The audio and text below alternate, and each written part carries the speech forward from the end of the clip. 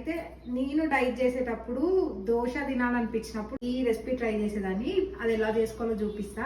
అంటే ఇప్పుడు నానబెడతా, రేపు మార్నింగ్ గ్రైండ్ చేసుకొని డైరెక్ట్ ఒక హాఫ్ అన్ అవర్ పక్కకు పెట్టి దోశ పోసుకోవడమే. ఇంకా ఎన్నంటే అన్ని తినొచ్చు. ఫుల్ ప్రోటీన్ అనమాట. సో దానికోసం పెసరపప్పు ఉంటుంది కదా, కాదు ఈ పప్పు ఒక 1 కప్.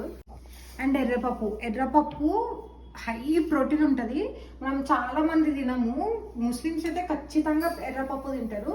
నాకు అది తెలిసినప్పటి నుంచి రెగ్యులర్గా వాడుతున్నా. పెసరపప్పు 1 కప్పు, ఎర్రపప్పు 1 కప్ వేసేసుకున్నా. 2 hours అట్లా నానబెట్టి పక్కకు పెట్టి గ్రైండ్ చేసి దోశ వేసుకోవచ్చు. కానీ నేను నైట్ నానబెట్టి మార్నింగ్ గ్రైండ్ చేసి దోశ పోసుకుంటా. సో ఫ్రిడ్జ్లో పెట్టేస్తా. రేపు మార్నింగ్ గ్రైండ్ చేసి దోశ పోసే వీడియో రేపు మార్నింగ్ షేర్ చేసుకుంటా. Thank you for watching. ఇలాంటి వీడియోస్ ఇంకా కావాలంటే సబ్స్క్రైబ్